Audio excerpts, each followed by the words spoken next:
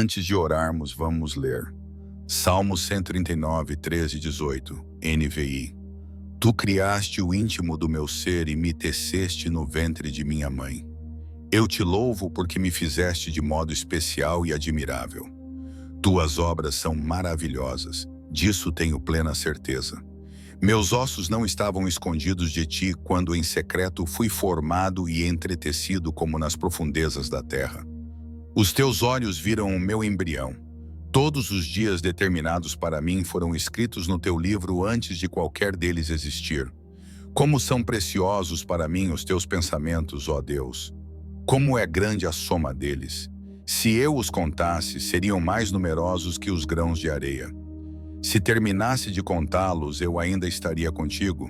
Agora, vamos orar juntos. Você já se olhou no espelho mais vezes do que consegue lembrar, não é? E não apenas o espelho de vidro no seu quarto, mas aquele espelho invisível que a vida coloca diante de você, refletindo cada rótulo, cada crítica, cada "você não é suficiente", sussurrado por pessoas em quem você confiava, gritado pelos seus próprios pensamentos, ou insinuado pelo mundo ao seu redor. Em alguns dias esse espelho zomba de você, em outros ele o quebra. Você já perguntou, quem eu sou de verdade? Mas as respostas sempre parecem confusas. Você se mede por padrões que mudam como sombras, curtidas nas redes sociais, expectativas dos pais, relacionamentos fracassados, ideais culturais. Você experimenta diferentes versões de si mesmo, como roupas em um provador, o forte, o engraçado, o bem-sucedido. Mas não importa o quanto elas agradem aos outros, algo dentro de você ainda se sente desconhecido, sem dono. Você deseja mais do que ser notado. Você deseja ser nomeado, ser conhecido, ser suficiente. Talvez sua identidade tenha sido moldada pela rejeição. Talvez tenha sido um pai que foi embora, um amigo que traiu, ou um parceiro que não enxergou o seu valor. O silêncio deles ecoou na sua alma mais alto do que qualquer palavra. E então você começou a acreditar que havia algo errado com você, que você era de mais ou de menos, que se ao menos pudesse mudar uma parte de si ou esconder uma parte da sua história, talvez, só talvez, seria aceito. E então você orou, orações silenciosas, desesperadas, que não pareciam sagradas, apenas honestas. Deus, o Senhor me vê? O Senhor realmente gosta de quem eu sou? E em algum lugar no seu coração, embora a resposta não viesse com trovões nem relâmpagos, havia um sussurro suave demais para ser ouvido no meio do barulho da dúvida, mas persistente o suficiente para esperar sua quietude. Esse sussurro nunca condena, não compara, não apressa você a se tornar alguém que não é. Ele simplesmente diz, eu te fiz. Não como um erro, não como um projeto, mas como uma obra-prima em construção. Antes que qualquer pessoa dissesse quem você deveria ser, ele já havia chamado você de amado. Mas é difícil acreditar nisso, não é? Quando cada espelho que você encara conta uma história diferente, quando o espelho reflete suas cicatrizes, seus arrependimentos, seus medos, quando tudo o que você vê é o que falta. Mas o Salmo 139 quebra esse espelho e o substitui pelo olhar de Deus. Ele diz que você é feito de forma assombrosa e maravilhosa. Não quando você conquista algo, não quando se apresenta bem, mas simplesmente porque você existe.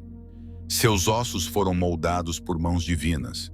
Seus dias, cada um deles, foram escritos com intenção, mesmo os manchados de lágrimas. Talvez hoje não se trate de consertar seu reflexo, mas de mudar o espelho, de erguer a verdade da palavra de Deus no lugar das mentiras do mundo, de pedir que Ele o ajude a se ver com os olhos dele, e não com os da sua dor.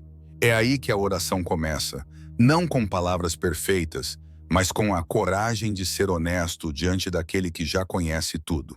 Levante os olhos do espelho. Há um pai que o formou, um Salvador que morreu por você e um Espírito que vive em você. Você não está esquecido. Você não é invisível. Você não é um erro. Você é profundamente conhecido e ainda mais profundamente, totalmente amado. Você não esperava que acontecesse naquele momento uma interrupção sagrada no meio do seu caos cotidiano. Você estava cansado de tentar provar seu valor, preso em comparações, rolando os destaques dos outros enquanto se sentia figurante na sua própria vida. Naquela noite você não estava procurando por Deus, mas Deus já estava procurando por você. Não houve relâmpagos, nenhuma visão dramática, apenas um momento, uma pausa, uma consciência repentina de que você não estava sozinho no ambiente. A atmosfera mudou e você sentiu uma presença suave, mas pesada, como uma voz familiar chamando seu nome, não em voz alta, mas no seu espírito. Não era genérica, era pessoal. Você parou, não por medo, mas por reconhecimento, porque no fundo sempre soube que seu nome estava escrito em algum lugar mais seguro que o papel, em algum lugar eterno. E agora, a voz, essa que o Salmo 29 diz que quebra os cedros, mas também abençoa o seu povo com paz, estava falando com você. Eu conheço você, não a versão filtrada, não a história editada que você conta aos outros. O verdadeiro você, aquele que chora à noite, aquele que duvida de cada palavra, aquele que se pergunta se algum dia será livre para ser real. Eu vejo você. Não apenas suas ações, mas seu coração, as intenções por trás da máscara, a dor por trás da ambição, o cansaço dentro da sua adoração. Você é meu. Naquele momento, sua luta se desfez como um fio puxado. As paredes que você construiu para manter os outros fora e a dor dentro começaram a desmoronar sob o peso da verdade. Porque quando o Criador fala identidade, toda mentira tem que se calar. Ele não estava oferecendo um discurso motivacional. Ele estava fazendo uma declaração santa. Uma verdade fundamentada no amor que você não conquistou e nunca poderá perder. É isso que acontece quando a voz do Pai invade. O coração órfão volta a respirar. A alma rejeitada começa a acreditar que pertence.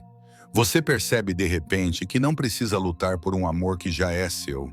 Não precisa competir por algo que Deus já lhe deu. Talvez você já tenha ouvido essas palavras antes, mas hoje elas soam diferentes.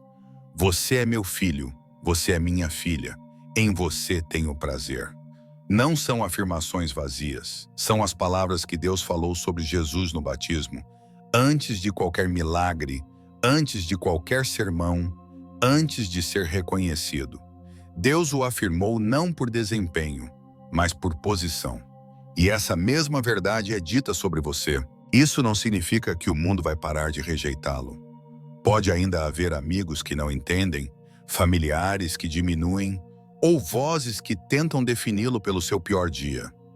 Mas quando a voz do Pai se torna a mais alta na sua vida, os ecos dos outros começam a desaparecer. Esse é o milagre da oração. Não é só você falando, é Deus revelando. E Ele revela um nome mais profundo que qualquer insulto, um valor maior que qualquer conquista e um lugar no seu coração que sempre foi seu. Então hoje, fique quieto de novo. Deixe a voz dele repousar sobre você como a chuva. Deixe-a alcançar as partes ainda escondidas pelo medo, ainda feridas pela comparação, ainda acreditando nas velhas mentiras. Diga em voz alta, se precisar, eu sou quem Deus diz que sou. Não meu passado, não minha dor, não meu desempenho. Você é escolhido, você é visto, você é aceito. Não quando for melhor, mas agora mesmo, como está. Deixe a voz do Pai definir você. Agora você acorda diferente. A batalha não desaparece, mas o campo de batalha muda. Você já não luta por identidade, você luta a partir da identidade. Isso muda tudo. Você não precisa mais passar seus dias colhendo migalhas de aprovação, montando validação de pessoas que também estão quebradas. Você começa a andar com uma confiança tranquila, não arrogante, porque sabe quem te nomeou. Você começa a viver como alguém nomeado e conhecido. Há uma paz que se estabelece em você quando para de tentar conquistar aquilo que Deus já te deu. Você se percebe respirando com mais facilidade nos lugares onde antes se encolhia. Fala com gentileza onde antes gritava para ser ouvido. Escuta os outros, não por insegurança, mas a partir de uma segurança em Cristo. É isso que acontece quando você para de atuar e começa a permanecer. Suas orações também mudam, menos como súplicas, mais como conversas, menos, Senhor, se tu me amas mesmo, e mais, Pai, obrigado, porque sei que me amas. Você começa a orar com a postura de filho, de filha, não de estranho batendo em uma porta trancada. E de repente, aquilo que antes você orava para receber, atenção, amor, afirmação, agora você ora para oferecer. Porque quem é aceito faz os outros se sentirem aceitos. Quem é curado ajuda os outros a se curarem. Você entra nos lugares consciente de quem é, mas mais ainda de a quem pertence. Essa identidade não desmorona quando os outros não te entendem ou quando o fracasso bate à porta. Suas raízes agora são mais profundas. Você está firmado na verdade de 1 Pedro 2:9. Vocês, porém, são geração eleita, sacerdócio real, nação santa, povo exclusivo de Deus. Não um erro aleatório, não um estranho. Você é posse especial de Deus. Você começa a perdoar mais rápido. Não porque a dor não foi real, mas porque a ferida já não te define.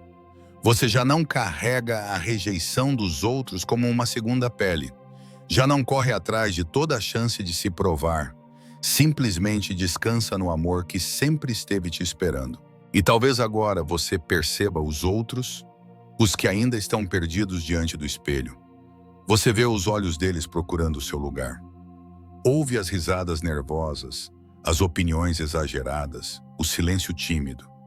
E algo nasce em você, não julgamento, mas compaixão, porque você lembra como era desejar pertencer. Então você se aproxima, uma palavra de encorajamento, uma oração sussurrada, um lembrete de que eles também são vistos, assim como você foi. E pouco a pouco, você se torna o próprio reflexo de Cristo que eles precisam encontrar. Não perfeito, não polido, mas presente, real, firmado no amor. Você ainda terá dias em que as velhas mentiras tentarão voltar. Tudo bem, isso não significa que você perdeu sua identidade. Apenas significa que está voltando para o lugar onde ela foi dada. Você se ajoelha diante daquele que te formou, sussurra suas promessas sobre si mesmo. Olha novamente, não no espelho do mundo, mas na palavra dele. E mais uma vez se lembra, eu sou dele, eu sou amado, eu sou suficiente. Que essa seja a sua declaração hoje. Diga em voz alta, se precisar. Escreva no espelho. Ore sobre sua mente. E se os dias escurecerem de novo, lembre-se disso. Sua identidade não é algo frágil que precisa ser conquistado ou protegido. É um presente selado pelo sangue de Cristo e sustentado pelas mãos eternas do Pai. Você está vivendo como alguém nomeado e conhecido.